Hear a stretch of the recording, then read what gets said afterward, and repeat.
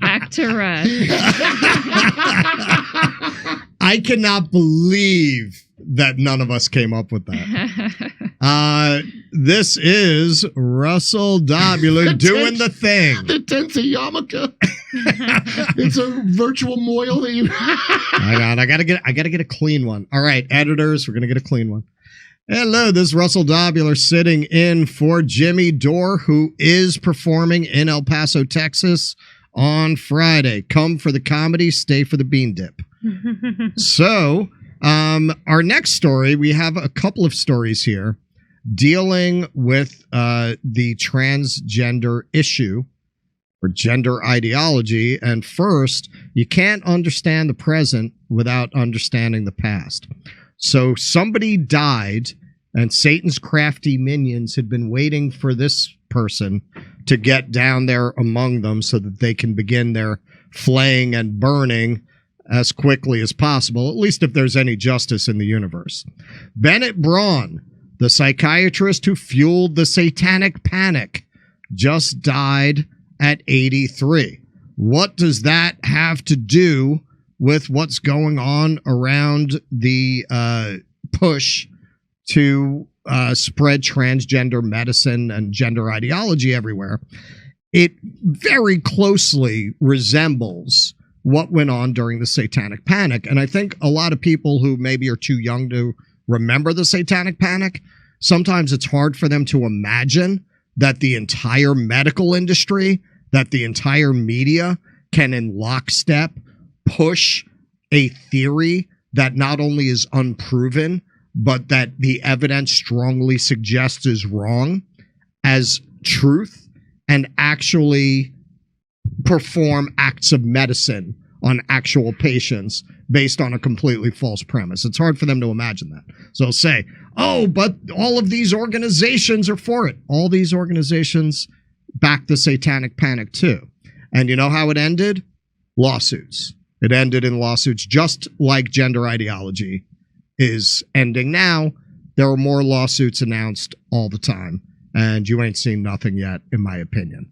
So Bennett Braun, a Chicago psychiatrist whose diagnosis of repressed memories involving horrific abuse by devil worshippers helped to fuel what became known as the satanic panic of the 1980s and 90s, died on March 20th in Lauderhill, Florida, north of Miami. He was 83. Jane Braun, one of his former wives, said he died in a hospital from complications of a fall. Dr. Brown gained renown in the early 1980s as an expert in two of the most popular and controversial areas of psychiatric treatment: repressed memories and multiple personality disorder, now known as dissociative identity disorder. He claimed that he could help patients uncover memories of childhood trauma, the existence of which he and others said was responsible for the splintering of a person's self into many distinct personalities. He created a unit dedicated to dissociative disorders at Rush Presbyterian St. Luke's Medical Center in Chicago, now Rush University Medical Center, was frequently quoted in the news media, and helped to found what is now the International Society for the Study of Trauma and Dissociation, a professional organization that today has more than 2,000 members. It was from that sizable platform that Dr. Braun publicized his most explosive findings: that in dozens of cases, his patients discovered memories of being tortured by satanic cults, and in some cases, of having participated in the torture themselves. He was not the only psychiatrist to make such a claim, and his supposed revelations keyed into a growing national panic. The psychiatric profession bore some responsibility for the growing panic. Oh, you think? The American Psychiatric Association was actually one of the organizations that got sued and lost millions of dollars. So yeah, they were more than tangentially involved, with respected researchers like Dr. Braun giving it a gloss of authority. He and others ran seminars and distributed research papers. They even gave the phenomena a quasi-medical abbreviation, SRA, for satanic ritual abuse. Dr. Braun's inpatient unit at Rush became a magnet for referrals and a warehouse for patients, some of whom he kept medicated and under supervision for years. Wow, but they're doctors. They're doctors. They know what they're doing, right? The satanic panic began to wane in the early 1990s.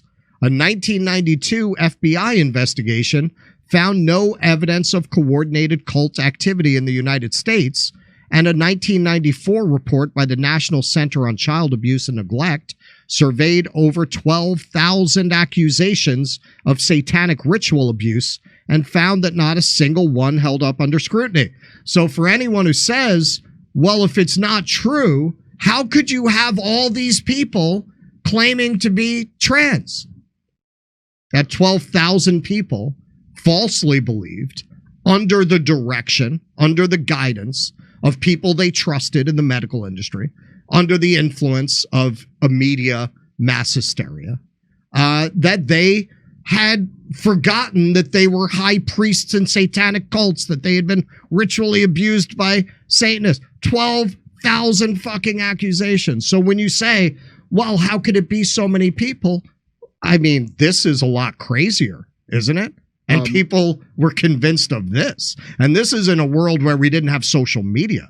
You didn't even have nearly such a pervasive influence of screens in people's lives. Let me finish. Yeah. Many people distanced themselves from their earlier enthusiasms. In 1995, Geraldo Rivera apologized for an episode of his show that covered the falsehood. However, even in 1998, the NBC series Dateline ran an episode claiming to show widespread satanic activity in Mississippi. Now, this is exactly what we're starting to see with this, as we'll cover in the next segment, where they're lying about what's in the Cass report, which was just released in the UK, debunking most of the theories around youth gender medicine. They're lying in order to discredit it, but other groups are starting to distance themselves from it and say, no, that's not what we ever said. All right, so this is Mia Hughes. She was the author working with Schellenberger of the recently released WPATH files. WPATH is the premier organization encouraging transgender medicine in youth.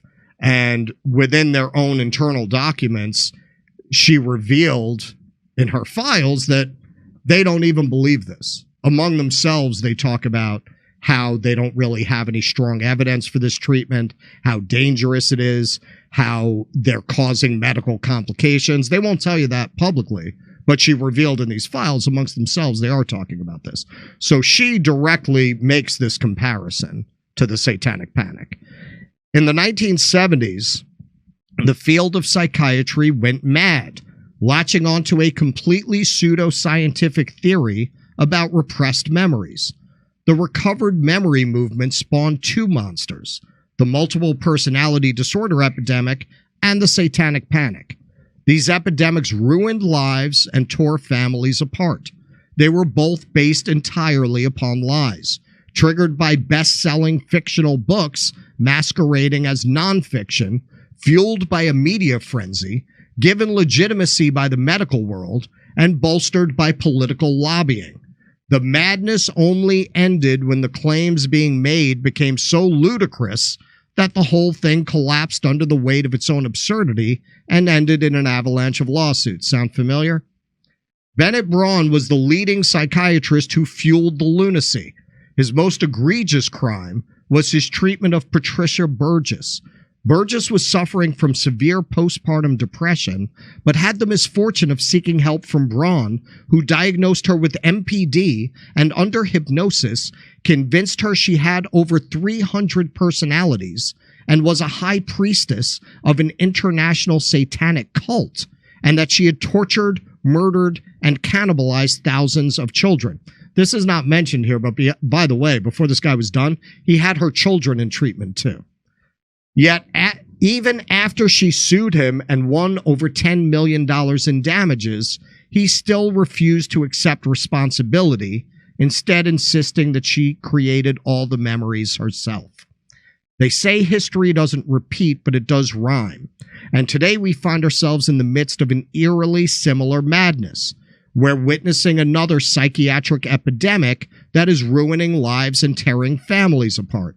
Again, it is built upon a lie, but this time a lie by a so-called civil rights movement. Like its predecessor, it is fueled by media frenzy, given legitimacy by the medical world, and bolstered by an intense campaign of political lobbying, the likes of which has never been seen before. It's in its death throes now. The lawsuits have already started, and hopefully soon it will be condemned to the dustbin of history alongside MPD and lobotomies. What's MPD? A multiple personality disorder. But like Walter Freeman before him, Braun never faced up to his crime. Walter Freeman is the guy who took lobotomy from being a skilled surgical procedure to being something that a schmuck with an ice pick could do. And as a result, what's that? It was at one point a skilled procedure? It was. It was considered like an intense medical procedure, and he turned it into something where like you could train a nurse to just hit the thing, and that's why so many people got lobotomized. He made it this really, he's the one, he invented the transorbital lobotomy. Before that, they would have taken off the skull cap. I thought that was the first kind of lobotomy they did, was that? No, they would take the whole skull cap off. He invented the transorbital lobotomy, so you go in through the eye. So theoretically, you know, a person with no surgical skill, which he had no surgical training himself, could do it. He performed over 4,000 lobotomies. He actually killed somebody once posing for a picture in the middle of a lobotomy. He was an absolute fucking monster. It's so easy. Even Jeffrey Dahmer could do it. Yes, exactly.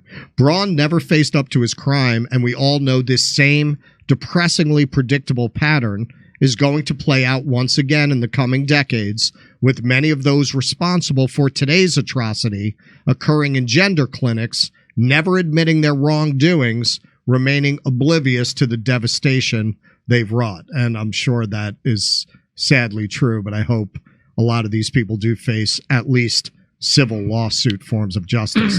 Now, anyone who's interested in this book came out pretty much at the time that this was dying down, but it's still the best book that I've ever seen on this subject. Making Monsters, False Memories, Psychotherapy, and Sexual Hysteria by Richard Offshay and Ethan Waters.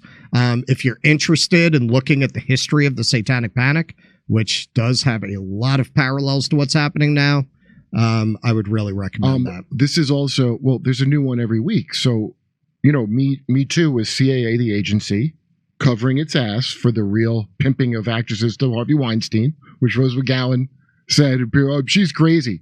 It sounds like she's telling the truth to me. And CAA represents Joe Biden. That's why it stopped with him, the Me Too stop. That was another satanic panic. Then they would go, what are you, a QAnon? You think there's kids? Only women are being sexually assaulted. Kids, though, it never happens. Right. What are you, a QAnon? This guy, this is a thing to me that was put out. It's to muddy the waters of the real thing, because if you can insert fake memories of Satan rituals into people that they believe happened, that means the system works. That means the mind control system works. You think they're not really doing that? That's to muddy the waters. That Geraldo episode, I remember it. I just watched it recently with Michael Aquino from the Temple of Set, Colonel Aquino in the military, who wrote the great Mind War document with a Fox News general back in like 2004. It got declassified. The Presidio Satanic Panic thing, I think that was all to cover that, because I bet you 100% that guy from the Temple of Set was doing those kind of experiments. He was the PSYOP inventor.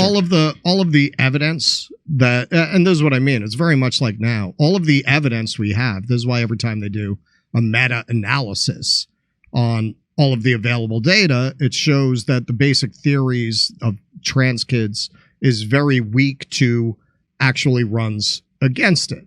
It was very much like that. Every study that had ever been done on hypnosis showed that it makes you highly open to suggestion. So you have these therapists claiming they're uncovering memories when they're implanting memories. Clearly, they're hypnotizing people and saying, is there a man in a robe there? And of course, they're hypnotized. They're going to say, yes, I see a man in a robe. Right. I'm saying there's a lot of government actors that do that to cover for the real thing. NLP, you know NLP? Okay. But what was happening at this time was a medical industry, very much like now, of psychiatrists, medical professionals, who, in a country where you have a for-profit healthcare system, in the military, they are highly motivated right, to pursue these false diagnoses and create new areas of profit. Keaton, you have anything? No, you took the words right out of my mouth. All right, Misha, to you.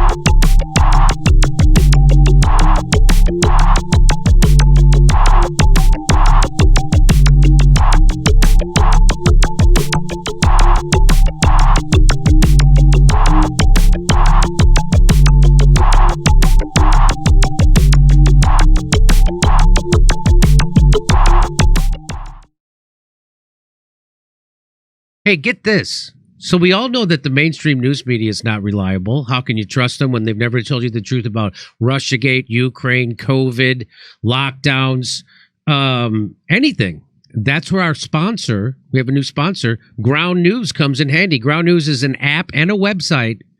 And what they do is they gather related articles from around the world in one place so you can compare coverage. So it's not, they don't generate the news, they compile the news, and then they give you the visual breakdown of the news outlets and tell you if the source has a political bias, and if it does, what's the political bias, and how reliable that the reporting is, and who owns them. So it's super helpful and transparent. Check this out. So like if you search Russia-Ukraine, search Russia-Ukraine war, and you'll see how it's covered. Here we see 111 total news sources. 18 of them are left-leaning, 9 are right-leaning, and 27 of them are centrist. The bias distribution is 50% center, and it even shows their logos along with their factuality and ownership.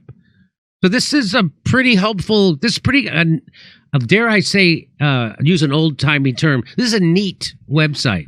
So this is a good way to do your own research. So you get there, you see that they help you by seeing what the bias is, by who owns these news outlets, but they compiles all different kinds of sources around one news story. So it gets you access to independent and international perspectives, not just nationalist sources with the same political agenda. It helps you find the discrepancies in how certain topics are covered and shows you how corporate agendas can influence the news you read. Sounds a lot like this show. Sounds like this website does what this show does. Sounds nice. So if you want to see it for yourself, go to ground.news/JD. Ground.news/JD. Use the link below, and we're going to get you 40% off unlimited access. Go to ground.news/JD, and we're going to get you 40% off unlimited access. Think critically about the news you consume.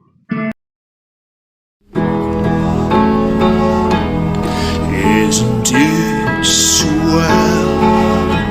The memes make themselves.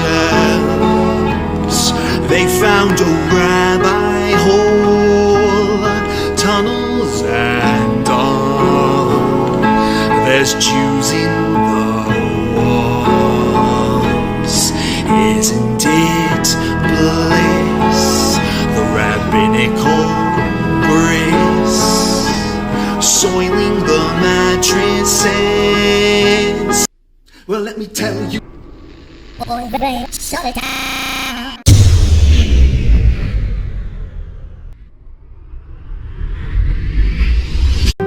If I were Rabbi Shmuley and diddle diddle diddle digga digga diddle diddle dum, all day long I'd diddle little bums. If I were a Shmuley man, I'd peddle all my dildos, dreidel dildos, selling dildos with my daughter and her mum.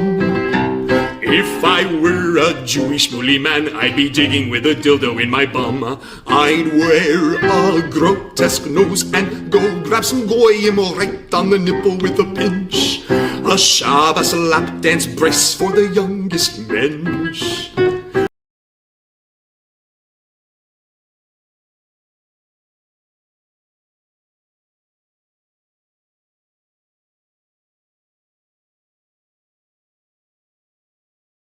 Hey, thanks for checking out our YouTube channel. Subscribe by clicking on that button down there for more AM Joy and the rest of MSNBC. And click on any of the videos right here to watch the latest interviews and highlights. And you can get more videos from MSNBC for free every day with our newsletter. Just visit